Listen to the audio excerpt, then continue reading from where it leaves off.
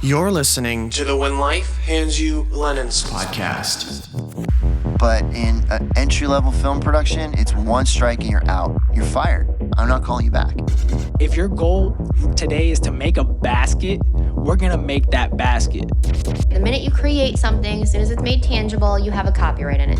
How do I get our guys to sound that big, that full when they do the harmonies?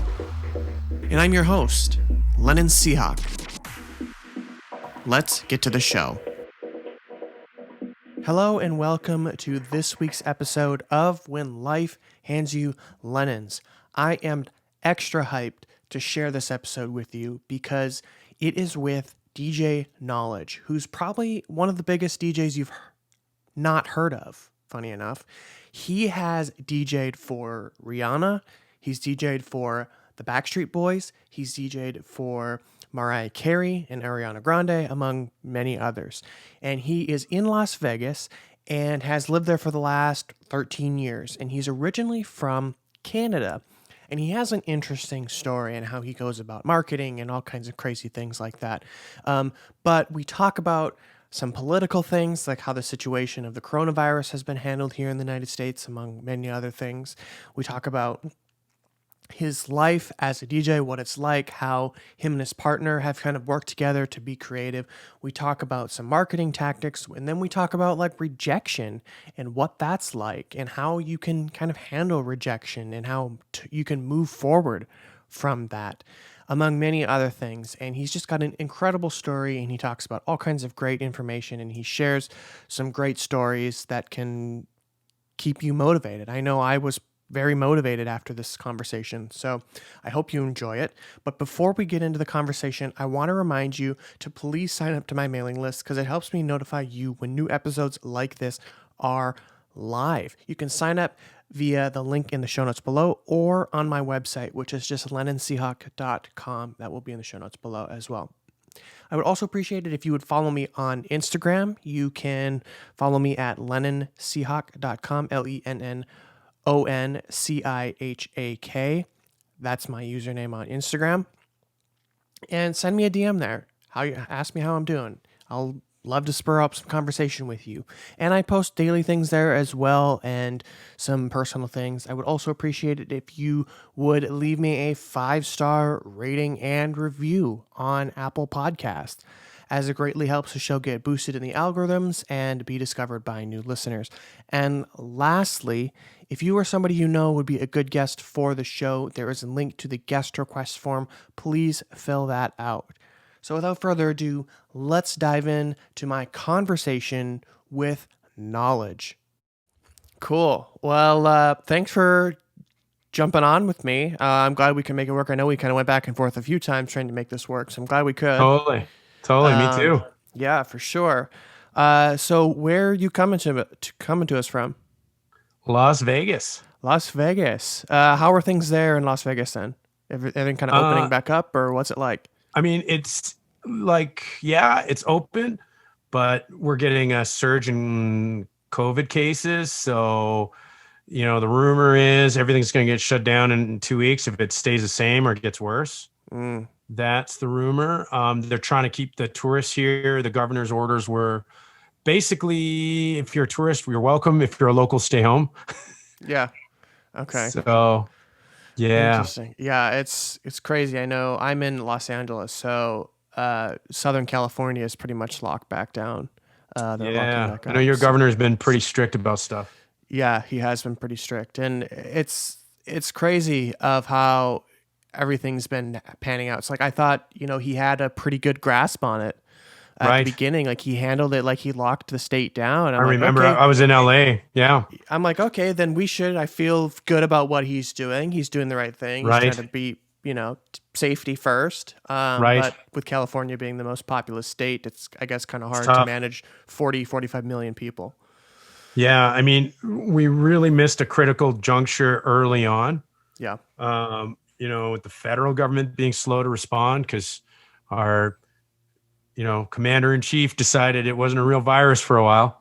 Yep. And that was the critical time where the virus really had a chance to spread. And now, I mean, again, the scientists are learning as they go, but the cold is certainly having a negative impact. You know, you see the cases rising all over the country, and it's getting much, much harder. Yeah, I know back, I'm from a small town in Minnesota, right on the border of North Dakota as well. Oh yeah? And Which yeah, town? from Fargo, North Dakota. I know Fargo. Okay, cool. Yeah, I've been so out about there. 25 miles east. Where have you been in Fargo? The last time I played there was about a year ago, but they used to have, like, how old are you? 25? So might have been around, no, it wouldn't have been around, like, it shut down, but you guys had a gigantic club there. Yeah. And I can't even remember the name of it now, but it was gigantic. It was literally the biggest club from like Seattle to Minneapolis. Or like, it was huge. It could hold over 1,000 people. Wow. Yeah, I'm trying to remember what that club was. I think I know what you're talking about. It's in a complex. There's the Shields Arena. There's I can't think of the names. There's one kind of, it's out in I think West Fargo or something. I don't remember where. No, this would have been this is like kind of in the middle of the town. So yeah, I guess yeah, I it didn't was huge. Yeah, it's huge. I know which one you're talking about. I just can't think of the name of it and where it's located. Yeah, it would have been before your time. Yeah, I haven't lived there in probably 5-6 years now. So Okay. yeah, so I know, like, with COVID cases, I'm like, when it first kind of started, I'm like, oh, this is, we're going to get this under control. It's not going to be as bad as they say it's going to be, trying to stay positive about it. And now a few of my family members have gotten it, and, it's starting to get real close to home. And I know I have some family members who are not in the greatest of health. So if them getting it could render some severe consequences. Yeah, a really good friend of mine's brothers passed away from it, and another friend he was in ICU for a week. He's better now, but he's still not 100%. And it's just crazy the amount of misinformation out there, and it's like it's sad because it's become too political now. Right. It should have never been, and I don't know where your politics lie, but that's up to the commander in chief to show some leadership, right? I agree. I think we're probably on the same path on that mindset. Yeah. I'm definitely not in support of him, but we could have definitely handled it a lot better than we did. And unfortunately, 250,000 people will be one person less without this holiday season. Yeah. And yeah, I mean, we had some good news with Moderna. I was a volunteer for Moderna for their vaccine. So I may or may not be vaccinated already. Wow. I don't know. It's a double-blind test. What is that? What's that I might like? have gotten the placebo. What's that like? I've never had anybody test a vaccine before. They wanted volunteers, so I volunteered, and I was in for Nevada. They had a team of doctors, and they gave me the injection. They explained everything. They made me sign basically sign my life away, saying if I died, they're not responsible. Yeah, sure. No, it wasn't that bad. But the nice thing was they guaranteed me healthcare. So if I ever did get COVID or anything, I was guaranteed healthcare. Oh, did I lose you? No. Okay. Sorry. Oh, no. Thought your screen froze on me. But they guaranteed me healthcare. So that was a bonus. And, I was supposed to report any symptoms or anything. And I've been on an app that monitors me. So I took one shot, and then about a month later, they gave me another shot. And, I'm supposed to report any symptoms or anything, and I haven't had anything. So interesting. Wow. I've been fortunate. Yeah. Interesting. Well, thank you for contributing to science. That definitely is going to help us out as we move into the vaccination stage. Cool. Well, let's get away from the sad news and talk about the happy stuff, the music and stuff we're both passionate about. Sure. So tell us a little bit about yourself. Where are you from? Are you a musician? Tell us all the good stuff. Well, that's a good story. I'm from Canada, so wow. Born in Toronto, but I moved to a pretty small city on the West Coast, near the West Coast of Canada. But I've lived most of my, I guess you could say, my working life here in the U.S. I started DJing on cruise ships, and that sort of opened me to a whole new world here. I went from like small town Canada to like DJing the only cruise ship in Texas at the time to like DJing Miami. It's crazy. And then it just slowly evolved. And then, people always told me, you got to check out Vegas. You got to do Vegas. And man, I remember the first time I flew in here, 2007, I'd landed within 5 minutes of being on the plane. I was like off the plane. I was like, I got to move here. So, yeah, it was pretty crazy. I did whatever I could. I did, had to get a work visa, of course, and all that stuff. And that was a tough journey. But yeah, I mean, from there, my career took a big jump. I started touring more and really focusing on that.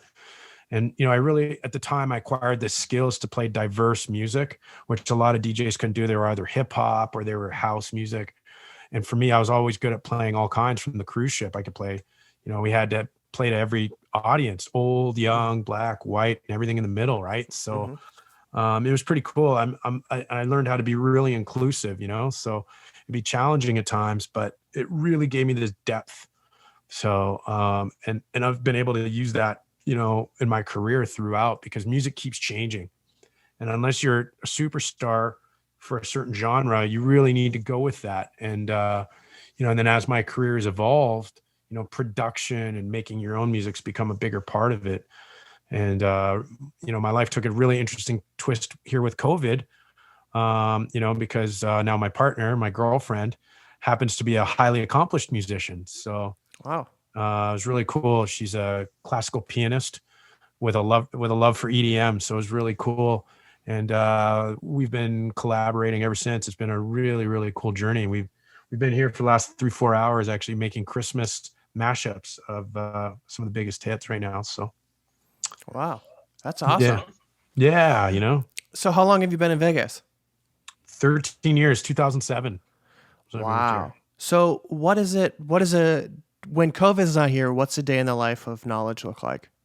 Or a weekend? It's usually touring. I mean, last year I was on the road. I think I was home for less than 100 days, maybe 90 days. I think I counted. Wow. So I toured with the Backstreet Boys last year in Europe. And then I stayed out there to tour some more on my own, Norway, Germany. So for me, that's always been my bread and butter, is getting new audiences, finding clubs that like my style, and, bringing, so my marketing is very much, bring that Vegas feeling, that Vegas vibe to your club, whether it's in Fargo, North Dakota or Stavanger, Norway, So, a lot of my days are really going on the road. That takes a lot of logistics, figuring out your hotels, your travel, your flights, your trains, your buses, what, it really does vary depending on the city and where you're at. Right. So what kind of music are you playing, and what is it like touring with the Backstreet Boys? Like, what were you opening for them? Were you playing their music so they could kind of sing over it? Like, what does that look like, a DJ on tour with the Backstreet Boys? So for me, so I opened. So they had me play a 30-minute set, with the only instructions were turn the crowd up, which was really cool. Their management were like super easy to work with. Great. So they were like, we know you know what you're doing. Get out there and turn them up. Mm-hmm. So, and as a Vegas DJ, that's obviously what you know what to do. Totally. Now, I've made a name for myself touring with some of the biggest acts in Europe. And I think it's always been my secret to DJing. I think, a good DJ knows how to play music the crowd wants to hear, or they know how to play their music. A great DJ knows how to mix it between the two. So it's like, you want to give the crowd what they expect with just the right amount of surprises, So another thing I would do is communicate. I love talking to a crowd, right? So I would learn the local language. I would learn songs that, they'd know locally. So when I'm in Portugal, I'd play a certain song. When I play in Germany, I'd play certain songs. And, I'd say critical things in German at just the right time, or when I'm in Italy. So I usually have a DJ or a friend, in these countries. And I'd be like, okay, how do you say this? How do you say that? And I would write it down in English so I understood it phonetically, so I could say it phonetically correctly and pronounce it correctly, to the crowd. And people love that, So with the Backstreet Boys, there's a lot of 90s, but I'd throw in just the right amount of like EDM or, some new hip hop stuff. It's all about timing with DJing, with, certain DJing. It's about knowing how to put things in at just the precise moment where a crowd expects one thing, but you turn it up with something else. You know, that's kind of the background I came from DJing. So you've also toured with Ariana Grande and Mariah Carey.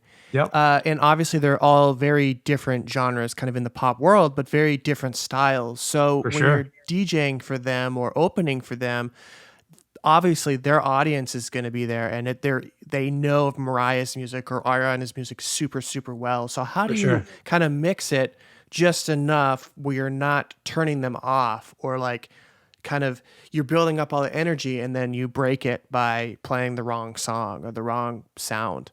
Right. So that's a tricky thing because every country's a little bit different. So it's a combination of playing it safe and taking these calculated risks. You know, I've likened it to walking a tightrope, and sometimes I've fallen off that tightrope. I mean, it's how you become great. You gotta not be afraid to fall. You know, as you develop, it takes time. So the trick is I can't play any of the artist's songs, but I have to play stuff that reminds them of the artist. Right. So, you know, when I'm opening up for Ariana Grande, it's young girls and their moms. Yeah. Right. So it was actually really cool because I'd play something modern and mash it up or mix it with a classic like Britney Spears with Miley Cyrus, you know, or something like that. And you know what? They ate it up. It was great. You know, the crowds were always really receptive. And the key is I'd usually come in, you know, with a big intro that I created. And then I'd play it safe for a little bit, kind of warm the crowd up. And that's another secret to DJing that people don't usually appreciate. A good DJ knows how to warm up a crowd. It's all about getting them sort of into the vibe, right? Because you can't just come in there and come in with your big guns, you know, and the easy, like a rookie would just start with the big hits and then they'd run out of gas, you know, 10 minutes in, they're out of the hits, right? So you really, really got to plan your set in such a way as to play stuff that you can call it an oldie but goodie that people know, and warm them up and go, okay, yeah, this guy can win me over. And then, you know, you might lull them and then boom, you hit them with some big surprise, right? Mm-hmm.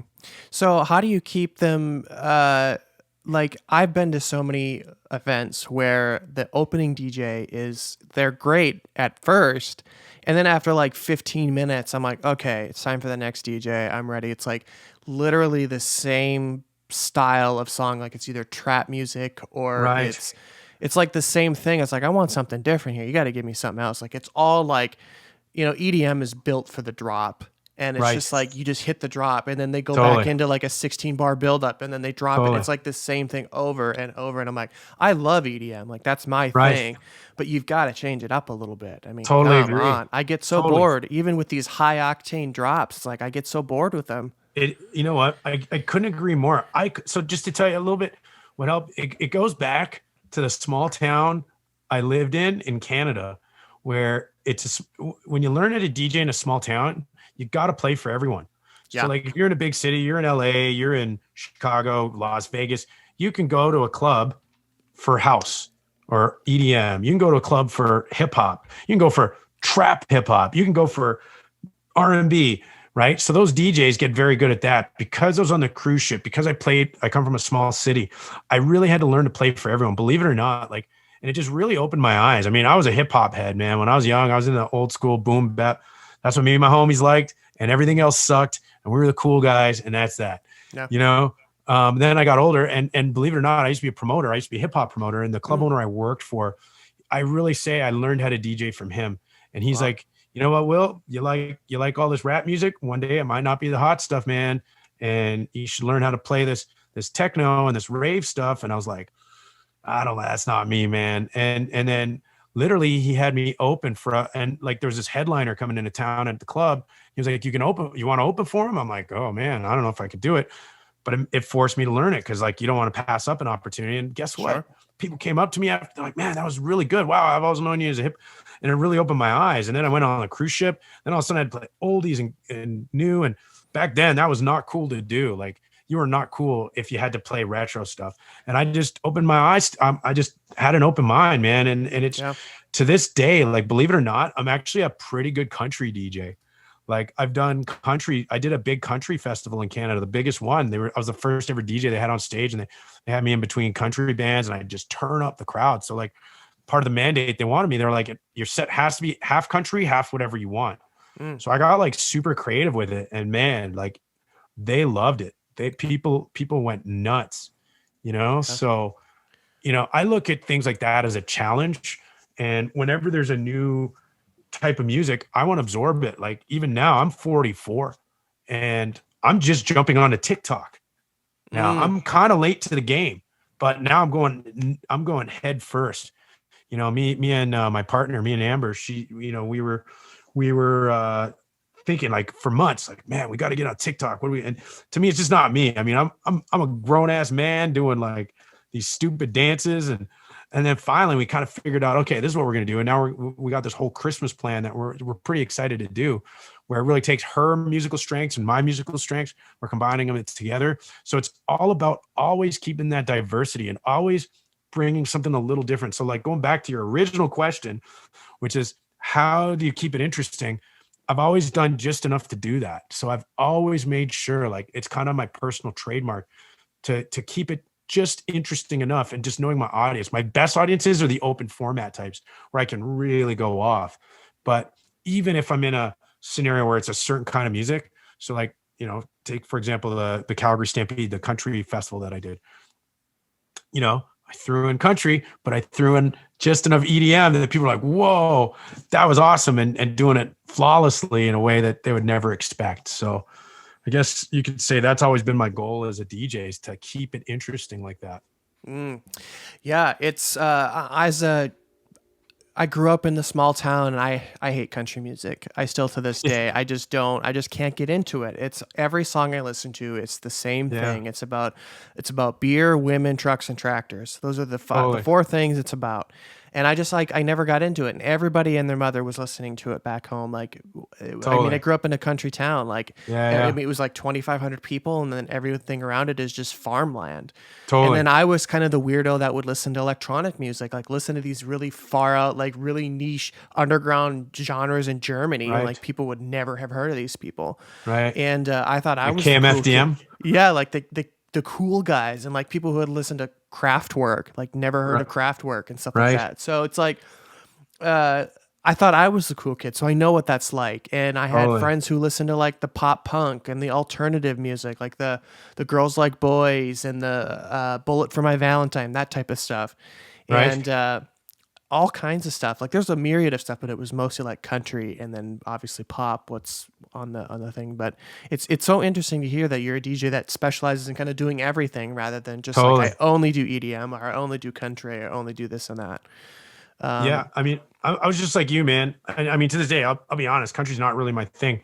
But if there's one thing, I just have an appreciation to understand the other side. Like, I remember I was touring with Rihanna, and one of the most interesting stops, it's still like, I'll never forget. You know, I was booked in a club in Nashville, and I saw it online. My agent booked it for me, and the place was called Acme. It was owned by Alan Jackson. I was like, man, dude, are you crazy? Like, what are you doing booking me at a spot like this? And he's like, oh no, it's pretty cool. Like, you'll do fine. And you know, they're you know, they want to interview you. They got a radio station at the top, and they want to interview you. And I was like, what? Are you for real? Like, okay, you know, you told them can't talk about this or that. Anyway, it's one of the best interviews, man. They were so cool. People in Nashville were incredible. I'll never forget this place. The manager of the place, I mean, wow, we're still friends to this day, you know, and they just love guys like me, because it's so rare to find a guy that can do what I do and also throw in just enough country. Like, they weren't even asking for a lot. There's like, man, if you could play 4 or 5 country songs in the night, like, and I play like even more. Do you know what I mean? So like, it's like, you try, you know, I've always wanted to bring people together with music. And as you know, we're really divided in the country right now. Right. So, absolutely. You know, I've you know, and like, this is where I really want to go to bat for people, and just remember how communal we really are, how we are united as a country. Like, you know, the guy that, signs my work visa every year is a club owner from Jonesboro, Arkansas. Really, really nice guy. I've DJ'd the depths of Mississippi, Seattle to, you know what I mean? I've really DJ'd just about everywhere here in the US. And I can tell you that, man, we got a lot more in common than we have differences, Yeah, I agree. And like you said, we're probably the most divided we've been in over 100 years. Yeah. And it's really sad to see. I log on to Facebook and Instagram and Twitter, and I used to see pictures of people sharing how would I say that? Pictures of people like sharing, their families and out with their friends. And now Right. those friends are arguing with each other and they hate each other. And, Right. family, their people are slinging comebacks and stuff at each other and disses and arguing about stuff Totally. that just isn't. It's just dividing us even more It is. than we really are. And what the media has done to this country is it doesn't help. It just fuels Yeah. the fire. It just fuels the fire. It does. And it's so tough because we're in a pandemic. I mean, I try to keep my mouth shut, but it's a real moral dilemma for me because, I had a friend's brother die. I had a friend almost die. And there's just so much misinformation. And I know that my words hold weight, Did I lose you? No, I'm still here. No, sorry. Your screen froze. Okay. Oh. And so I know that. So I really took it upon myself to make sure the right words get out. And that's one of the hardest things because misinformation, people are so passionate about it. So like, how do you combat that? And I try to pull my punches, but I think it's imperative when we think about the amount of people that we've lost already, like science has to take a stand, and that's where these guys know that if they're relentless with misinformation, it'll spread. So it's been really tough, man. It's been really tough. Like I don't know how to respond sometimes, but my general feeling is if someone's aggressive, you got to respond back and just be like, hey man, what you're saying is not just untrue, it's absolutely untrue and it's dangerous. Yes. And here's why. And they'll rarely listen to you. Mm-hmm. Oh, I think I lost you.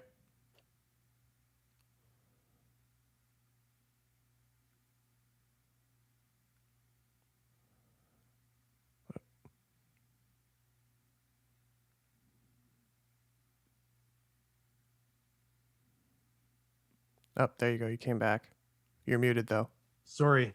There we go. Yeah. Okay. There you go. Sorry about that, man. No, that's I don't all know right. if it's my I think connection kind of sucks out here. Yeah, it might So be it's your probably my Wi-Fi. connection. Yeah. Sorry about that. No, all good. You were saying, and it's dangerous, and you got to combat that. Yeah. Yeah, I agree. I've really, and now that we're in the pandemic, there's so much information. We've all got this time on our hands too, to sit here and scroll through Facebook and Twitter and have the TV on all day long and just be spoon-fed information, whether it's correct or not. It's information. And Totally. what we do with that information is up to us. Whether we have these phones, these computers, where we have access to the whole world. Where something as simple as, oh, that doesn't sound right. Like that seems a little bit off. You can simply Google it. It takes 15 seconds to verify something. Totally. And Totally. I've had to step back from that. Like I just log off from Facebook so much. I log on there, I kind of throw the grenade and I bounce back. I post on there and I share that's what I do. I pull the thing and I throw the grenade and I just let it go, and I'm posting stuff about the podcast. I'm posting stuff about what I'm doing in my personal life and just sharing some thoughts here and there, but I don't post on there like I used to because it's so damn negative. And every time I go on there, I get caught up in somebody's argument and there's just some bullshit story that somebody's sharing. And there's been so many times where somebody will share something, I'll Google it, and I'll be like, here's an NPR article or something from a reliable source. And Like I'll be like, and they'll be like, oh no, that's fake news. that's fake. It's fake. It's not real. And I'll be like, yeah, here's where that's debunked. And it's like, oh, and they just argue it. Yeah. And that's where I'll get really aggressive. So if people say something like that, I'm like, you realize like a 12-year-old like what you're saying is worse than what a 12-year-old would say. Yeah. Like if you literally are in the 10th grade or higher, you know how to debunk this stuff, you know?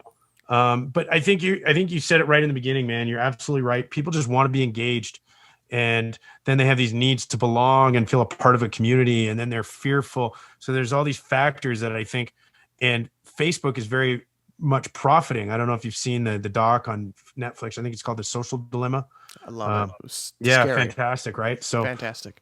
yeah, so like you've got all these factors coming in, and so this is where, you know, my evolution as a musician, where I really see myself is moving towards creating music to simultaneously bring people together and realize that we have way more in common, and simultaneously somehow debunk this stuff and put leadership into thinking, hey, science is first, guys. Science is why we live an incredible life. Science is the reason why we have these incredible phones.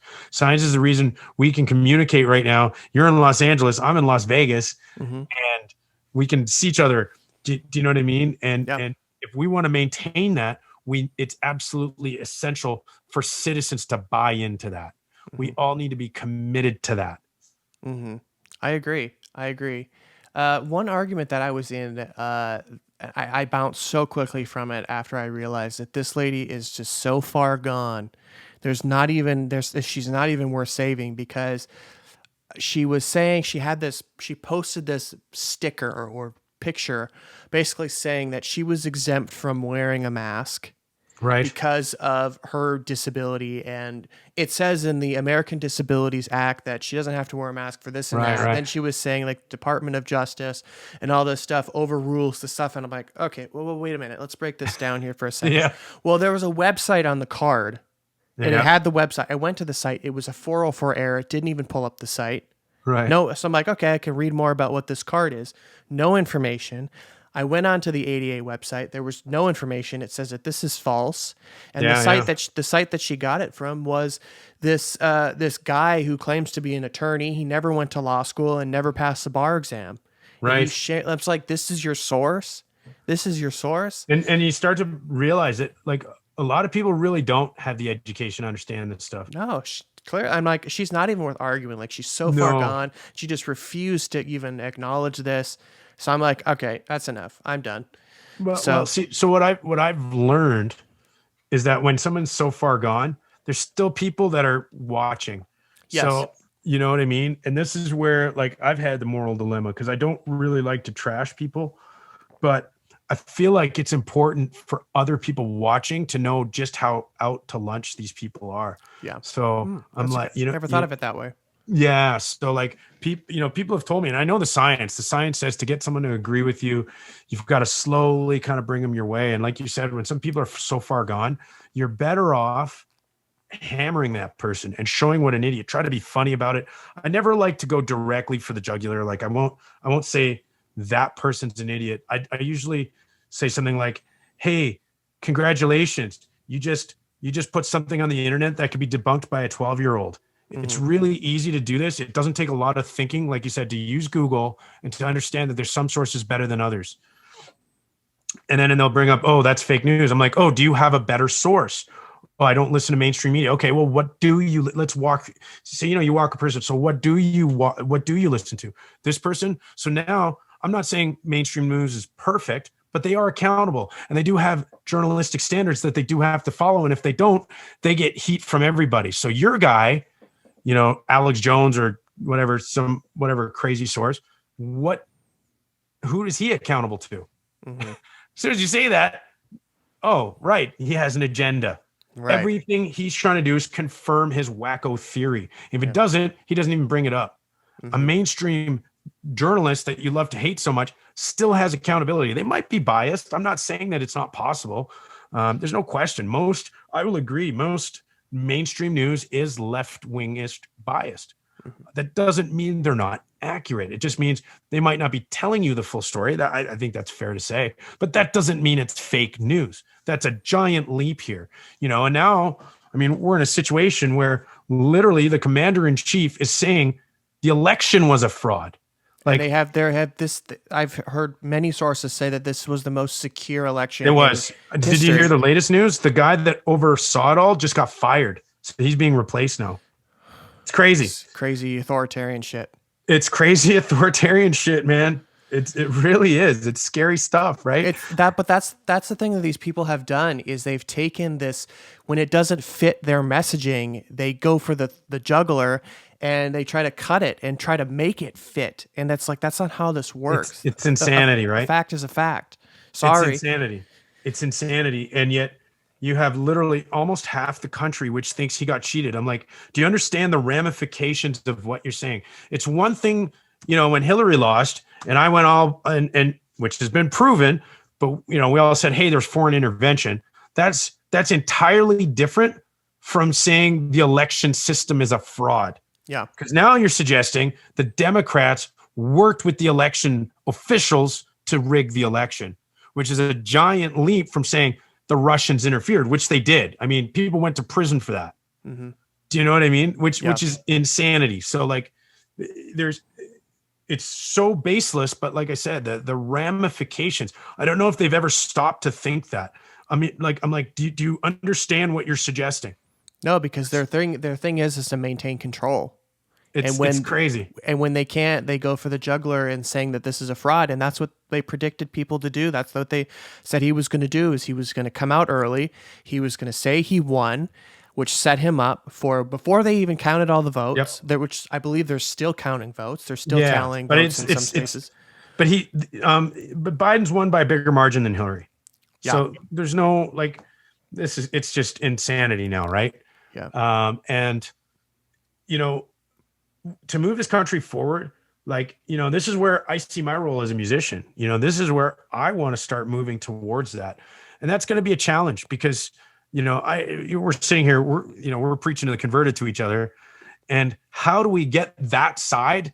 And it's really hard because, we want to meet in the middle, but meeting in the middle is not the middle. It's, you guys think that there's some crazy cabal that's trying to get rid of Trump. And I'm going, man, the guy was a reality show host that you think should be president and you think we're plotting, or does that, what's the more likely scenario? But they're not able to conceive of that. So, and I know, I'm actually fascinated by the brain and why people do what they do. And if most people don't know just how powerfully biased we all are. So once you understand that you're as biased as the next guy, knowing is half the battle. So these people are just not even aware that there's literally parts of your brain that kick into gear that tell you this is absolutely how it is, logic or not. So that's where these people are at. So I think too, that a lot of that factors into where everybody grows up. Like somebody who grows up in Las Vegas or in Los Angeles or in a bigger city, Chicago, where there is more cultural diversity amongst ethnicities and religions and just people in general, versus somebody who grows up in rural Montana of a town of 500 people is going to have a much different mindset. For sure. But I mean, hey, I'm going to interrupt you on that because you're from Fargo. Around the area. Yeah, sure. So we're making progress, right? Absolutely. I think that there's, and that's where musicians need to come in. That's where we need to be that bridge for people. Yeah. I like I said, I pride myself. I play in like I said, Jonesboro. I played for Ole Miss, Deep South. These are places that have had a long history of segregation and all kinds of horrible stuff, right? And these are some of the biggest fans I have. So it's been a tough balance, but that's where I see myself as rebuilding that bridge with music, because music does hit us on a more emotional level. So maybe we can reach these people that way, and I see the polarization on both ends. I mean, I see people there's people on the left saying crazy stuff too on the extreme, but to be fair, they're not the mainstream, these Trump supporter types. They try to make what a few people on the fringe of the left are saying as the mainstream of the left, which is nuts, and it's incredibly unfair. And to go further, it's worth noting too that there's craziness on both sides. For sure. And there's stuff that I read from the far left, there's stuff that I read from the far right, but everything can be fact checked because a fact is a fact. For sure. And For sure. it's just as simple as Googling that, like something as crazy as far left. Like you can Google that just as much as you can Google something that came out of Trump's mouth and figure out like, is this true? What's the basis behind this? Like, is there even any basis behind this? I think that's the base. That's the next step for social media is they need to start putting out videos that just show people how to debunk stuff, how to fact check, how to like, and I know they're doing that now for young people. I don't know if it's happening all across the country, but we need to start with people young. And you know what? I'll say this. Are we the first generation where the young people are wiser than the older? Because I'm really starting to see that. Like, how old are you? You said you're 25? 25. I would bet your generation has a greater percentage by a long shot of rational people than even my generation or the generation above me. Boomers, I mean, holy smokes, man. They have crazy, like, who would have thought, right? Like there would be a time where young people knew more than older people, but I think we're at that place now. I think my generation, even your generation and the generation below me, it's vital for them to be able to fact check these things and be able to really think for themselves and be able to really put two and two together. Like if somebody says something that isn't right, like there's just that, you always go back to your gut. Like, does this feel right? No, then maybe you should look into that, explore. Well, see, the problem with that, so you just made a confirmation bias. So now imagine you thinking that in, some rural town somewhere, saying that, that doesn't sound like, my religion or whatever it is. Do you see what I'm saying? So that's why it's so important to be objective. Like just because it feels right in your gut, does that make it right? Not necessarily. So. No, it doesn't. And I'm very much like you where I'm very objective with things. And I try to maintain very objective and say like hear both sides of the story because there's always two sides of the story. Totally. But I've always tend to go with when I'm in those situations, I refer to my gut because I've kind of focused that energy and am able to kind of over time, objective. I've been objective, so I know that okay, my gut, there's something wrong here. Okay, then I need to explore this a little bit more. But I think I think a lot of it is just having the attitude. Like for me, I joke around. The reason I'm so right is because I've been wrong so much. Mm-hmm. I'm just not afraid to say, hey, I thought this at one point. I don't think this anymore.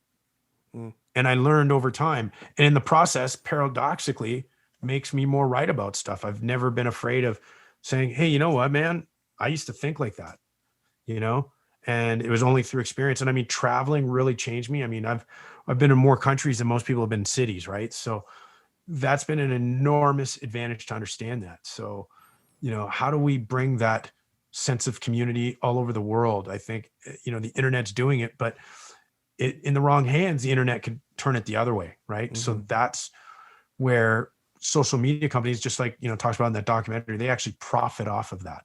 They profit off this division. Mm-hmm. Absolutely. So I've seen, this is where I've just recently really gotten into TikTok, and I've actually been quite impressed. I've been surprised at how positively influential. I haven't seen bad information. Maybe it's there. I haven't seen it if it is, So.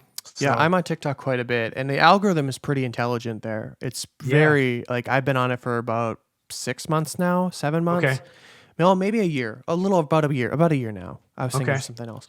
And the algorithm for me, like, there's so many different things, like the things that I watch. Like I see dog videos and cat videos, and I see political things occasionally, and I see people owning lizards and different exotic animals and birds. Like those are the types of things that I like because I can totally zone out on those things. Yeah. Like, and I get to see other people's pets and how they take care of them, and like it's just super interesting how TikTok works and how it does. And you know what, man? I just got on it, and like I'm just starting. Like I have a friend, a DJ I've known for like 20 years, and he's like blown up. He's got like 200,000 fans. Wow. He's killing it, man.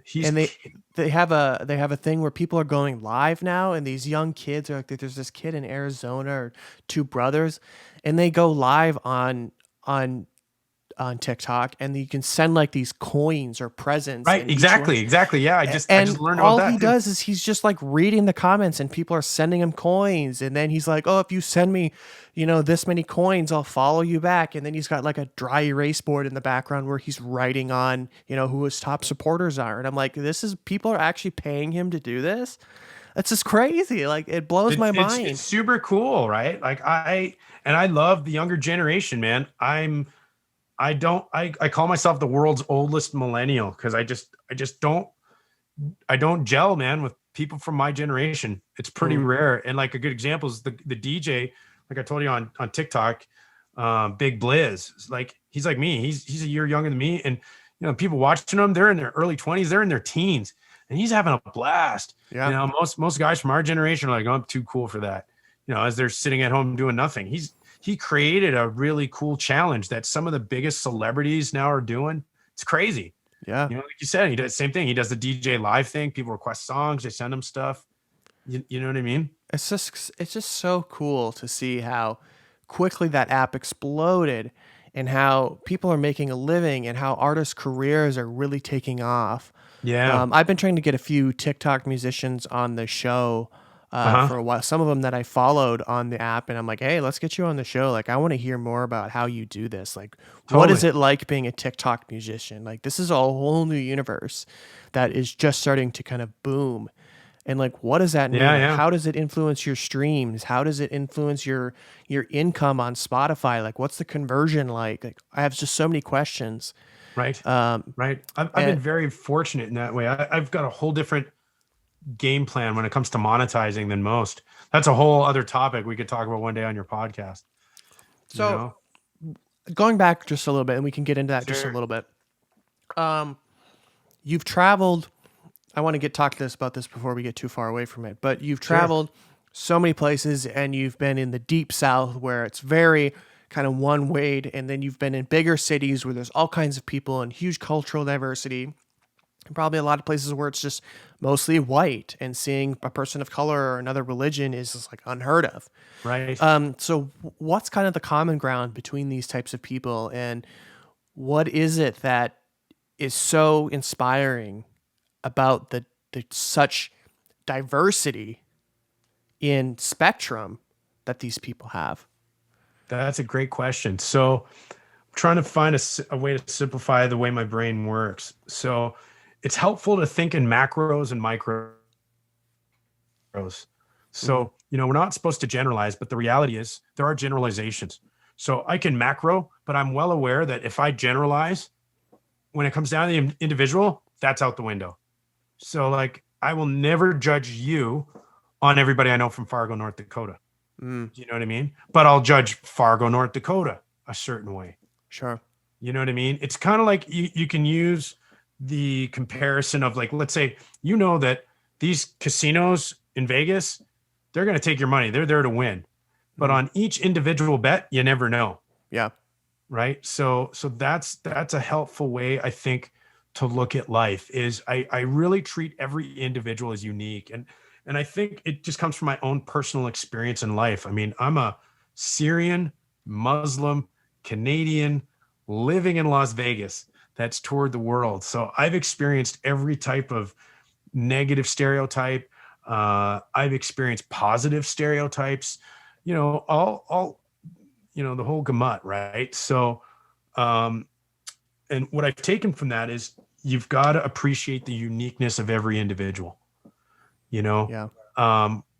And I truly am. I'm truly interested in so many people that I meet. They're always surprised when I say that. I'm like, no, I'm like, when I meet people in other countries, I ask a million questions, like I want to know more. Like when I did the Backstreet Boys, it was interesting because I was doing an after party somewhere, and the Backstreet Boys Italy group grabbed the flyer. Like, this is how big this stuff is in Europe. He actually grabbed my after party flyer for the night I'm doing in Portugal to his fan page in Italy. And I got some heat from Backstreet Boys management.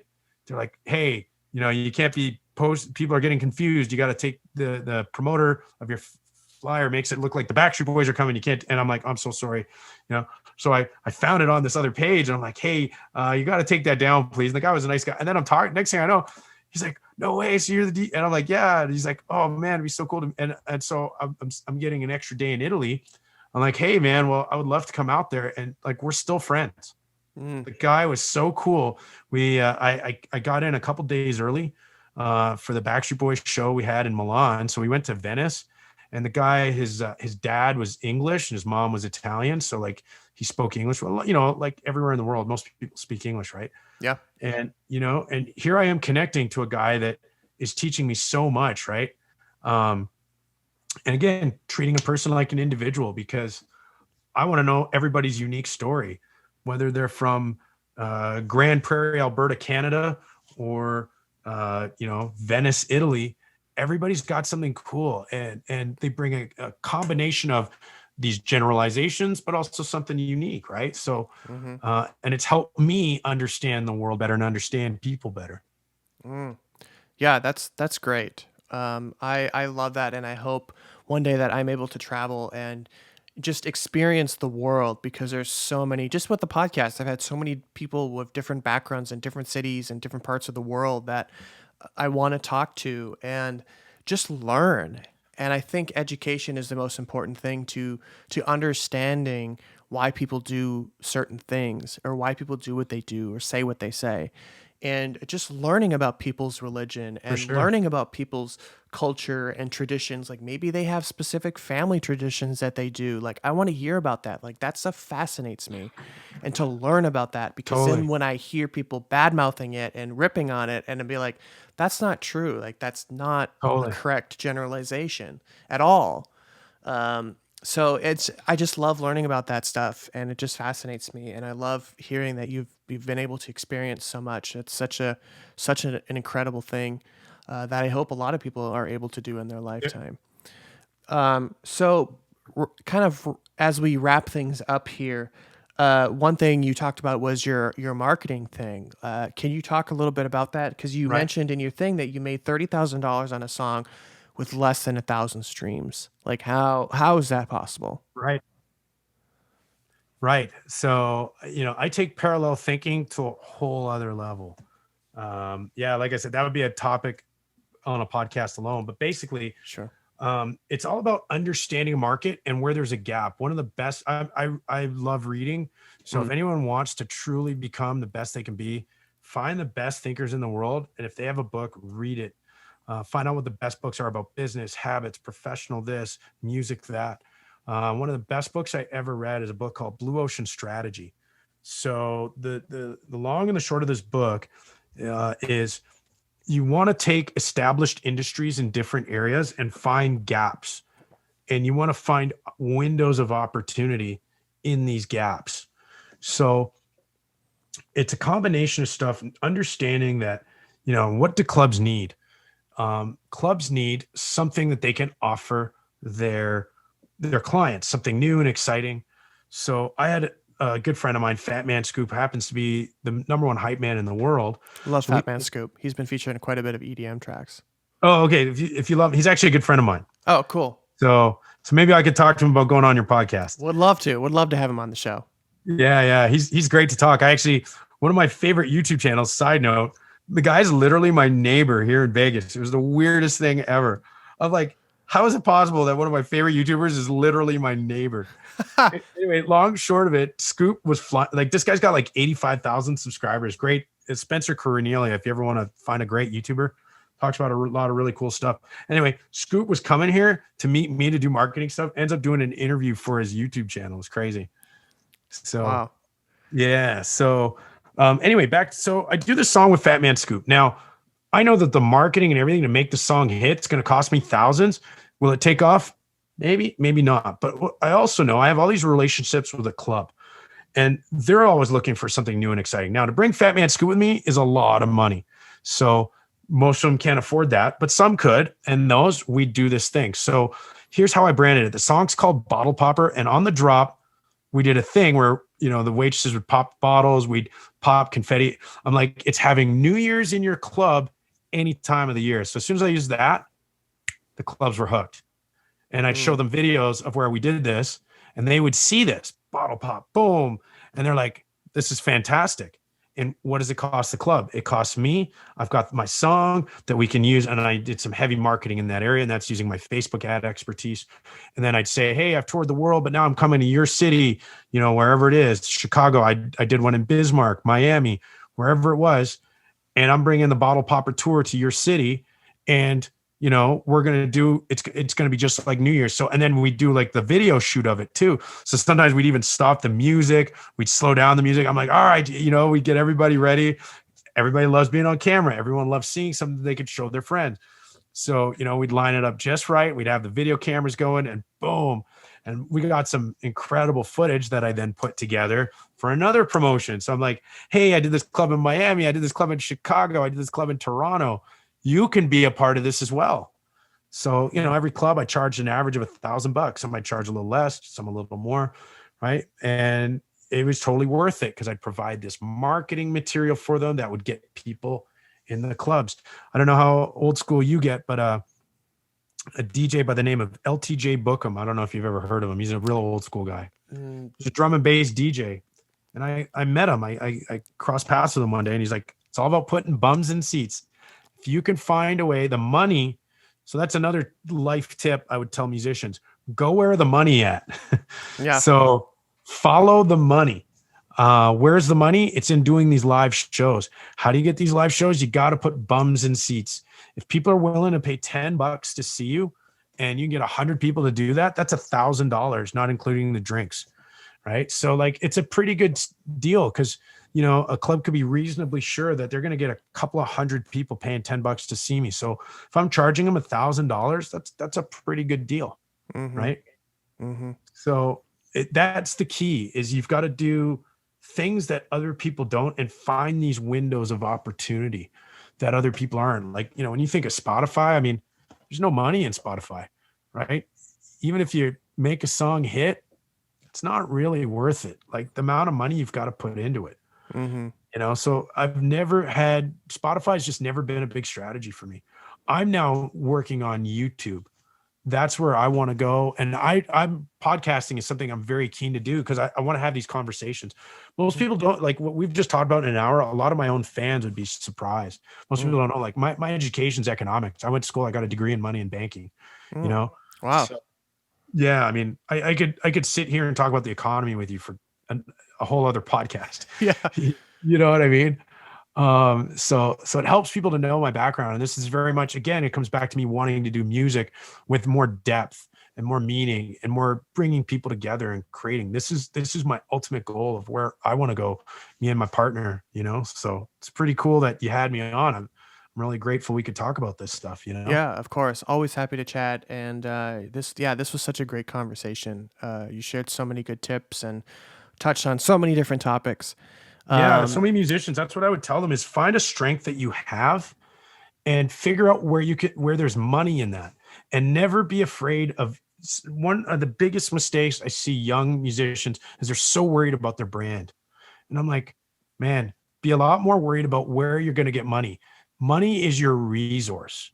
You need money to get to market yourself. You need money to buy the right gear. You need money to get yourself into the right places.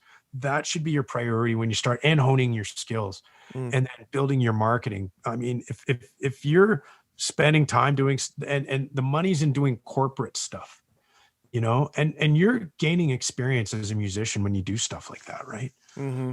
I mean, absolutely. You know, so, and so I would say there's so much, people put too much into image, way too much.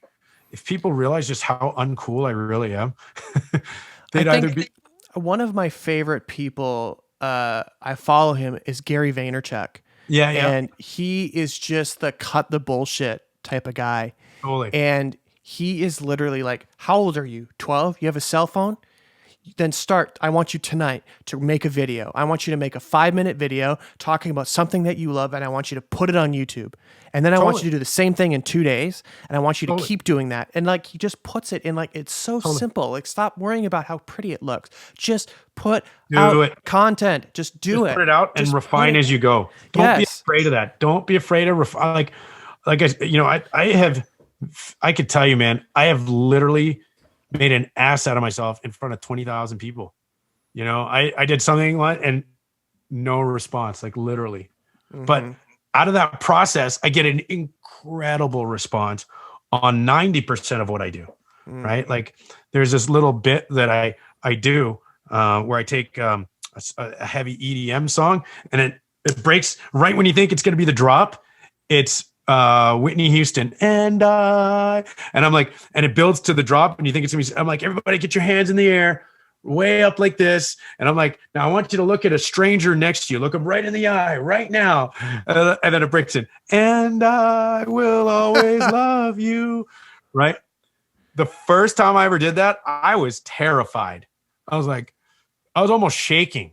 I was so nervous. Yeah. Like, in hindsight, it was one of the best things I've ever done. Because now I do it in almost every set. I'm literally famous for it in Europe. It got to the point where people would talk about it in the forums.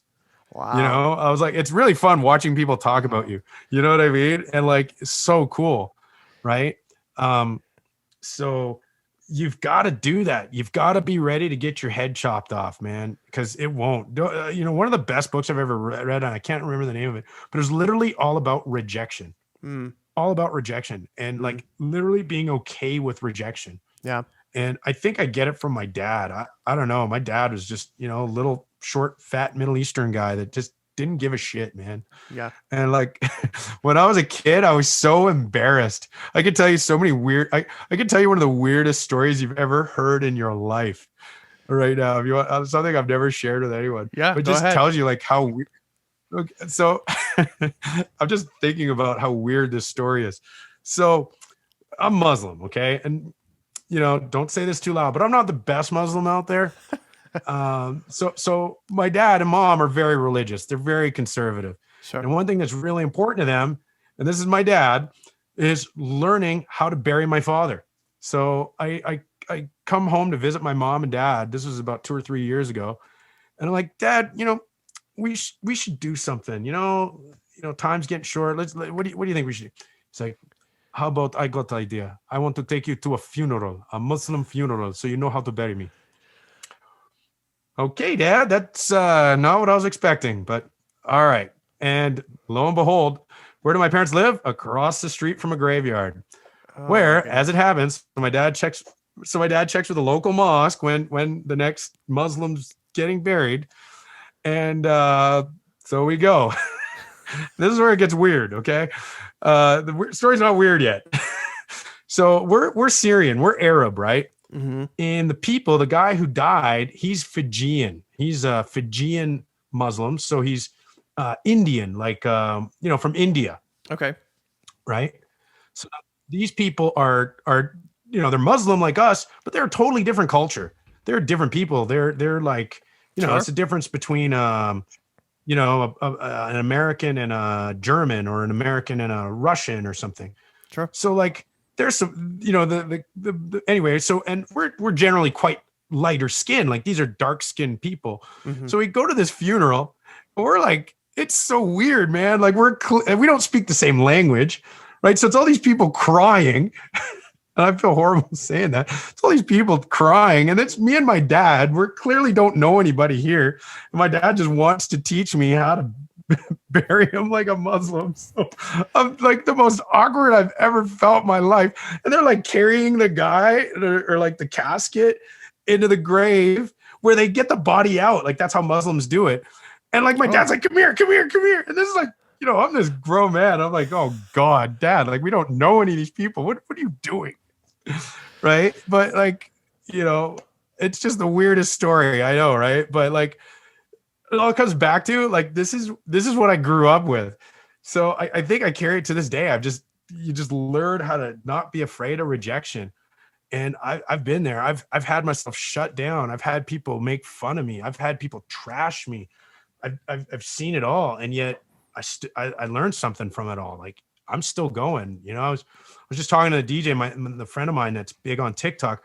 We were talking about how even the local DJs, because he's actually from where I'm from in Canada, in Vancouver, and he's talking about he's still not getting love from those guys. And I'm like, bro, I DJ'd for Ariana Grande. I DJ'd for the Backstreet Boys. I DJ'd for Mariah Carey, and there's still local yokels in my hometown that hate on me.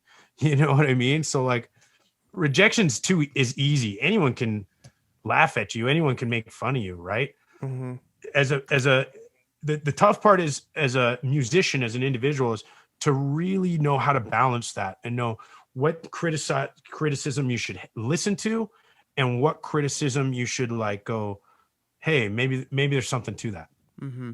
And like, does it really matter like what they're saying? Like, does it really matter? Like, does some local Yoko like really matter? Probably not.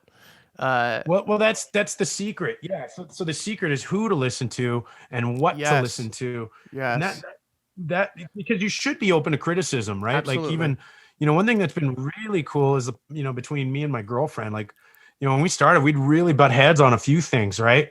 I mean, she comes from a professional musician, so she's really particular about a few things. I played loose and fast with a few things. Yeah. So I'm like, I'm trying to tell her like, hey, hun, no, don't worry about that right now or this. But, it's been a really cool journey for both of us, as she has, we've both seen both sides of it, right? And what we can gain from both sides, and we both become proficient. So, I have listened to her, and I'll listen to, a lot of times I'll listen to a fan from a small town, or, and that's the key, is understanding what your resources are and what your limits, that's always important stuff to factor.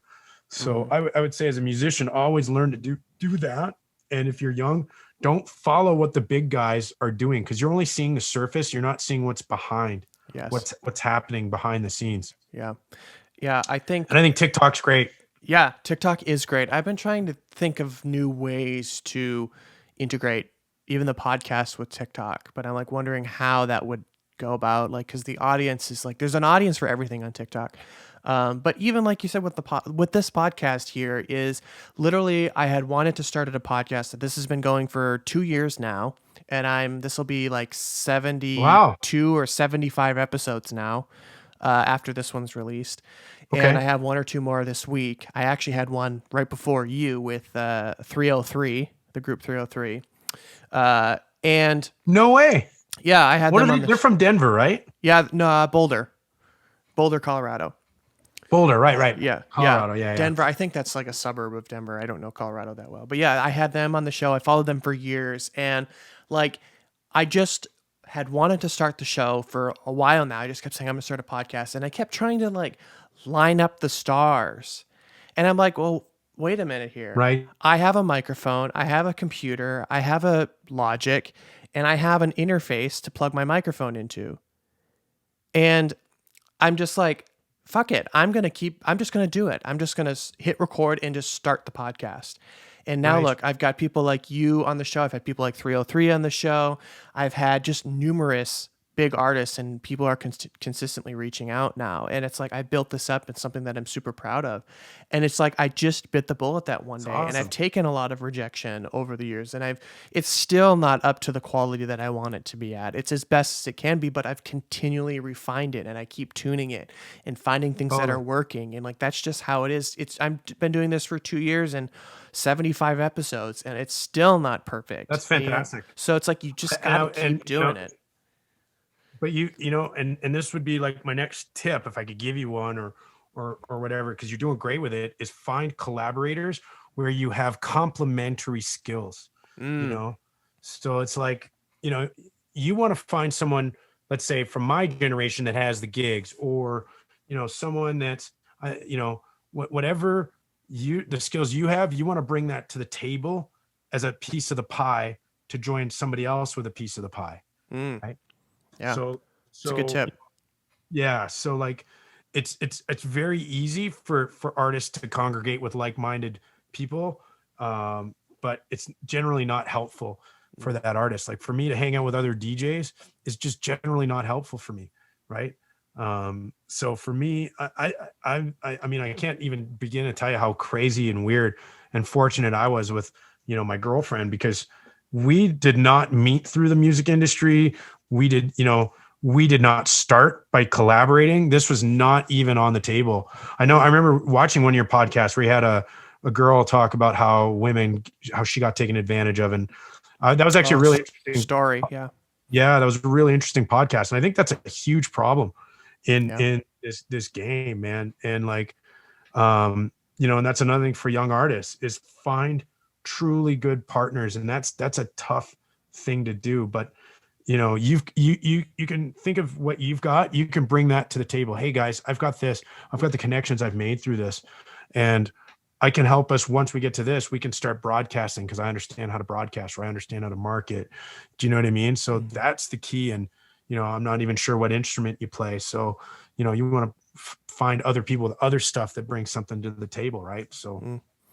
Yeah, it's been such an incredible journey, and I've met some incredible people through this. And I've met people in person, like people that I've had on the podcast. I've met them in person For sure. and starting to have some of my idols on the show, like 303. Like I So cool. grew up listening to them. Like So I cool. would, the DJs would drop their music at the high school dances, and I went berserk. My friends Right. and I would sing every lyric. So, And just to so have them cool. on the show is So just cool. like is humbling. It's a cool feeling. I mean, even it's so weird to say. Fat Man Scoop's one of my best friends, and he's literally the reason I started DJing. Wow. I used to be a promoter, and this is how far back I go. And the DJs would play his party breaks, and then they'd play, of course, what became huge, which was Be Faithful. Yeah. A lot of people don't know, but that was an underground record for like 5 years before it was officially released. So like, and I would always ask the DJs, man, who is that? Like, I always hear this voice, and it's like, he's like, oh, that's Fat Man Scoop. And that literally was like, and I would get all these party break records from these DJs from Vancouver, and I'd have them. So I could get a party going with these. And now this guy's like one of my best friends. It's super weird, right? Yeah. There's a song I know him from. It's from 2015, actually. Oh, really? Where he partnered or he collaborated with Disco Fries Okay. Yeah. on a track. Yeah. He's I know the one, and I'm trying to think of it. Volume by Disco Fries. Yes. It was released on Protocol Recordings. Right. And yeah, that's when I originally discovered him, and his vocals in there are just like super hype. He's just got that. He just got that voice to him. He's a super interesting guy. Yeah, cool. Yeah, I'd love to have him on the show. I think he'd be a great guest. He would blow your mind. His life is movie worthy. The his big song, right? Be Faithful. Yeah, I'd have to re-listen to it again to really get it in. So Be I've Faithful. heard it. You guys are probably the first generation to not really know it, but that is arguably the biggest song in club history. Wow. So if you've been, so like, I know your generation is starting to lose that sort of status, but anyone sort of 28, 29 and up will tell you that if that song gets played, the whole place lights up. And it's been like that for 20 years. Wow. Right. Wow. And he could tell you the history of that song.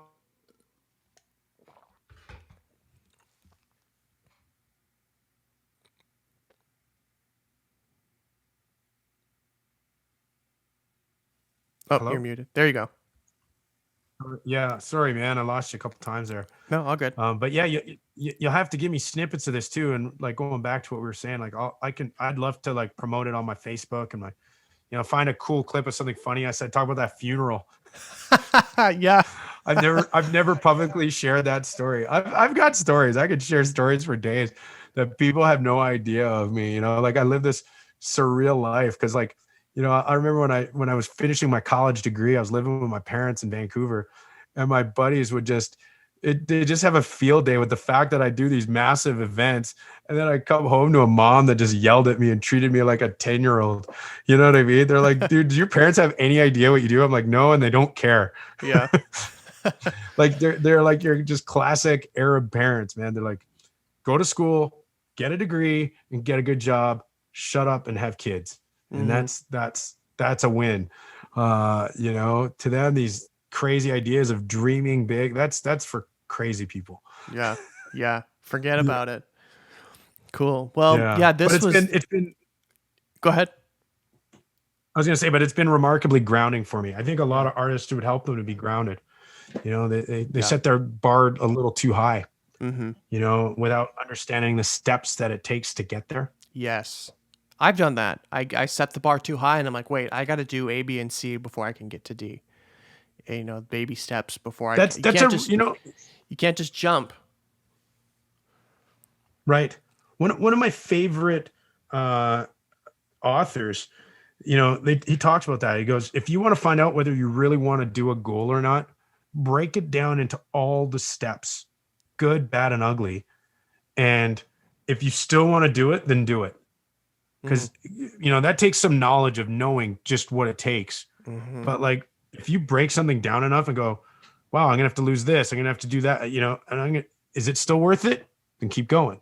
If it's not, time to pull out,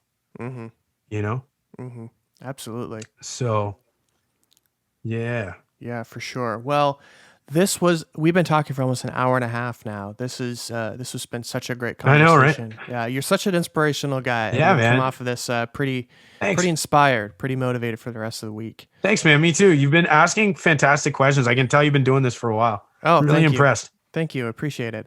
Yeah, when you start your I podcast, love young people now, man. Yeah, when you start your podcast, let me know. Happy to give you some pointers. You bet. And help you out in any way that I can. But before I let you go, how can the listeners keep up with you on everything you're doing, and then when music comes back, find the events that you're performing at, and just reach out if they have any questions.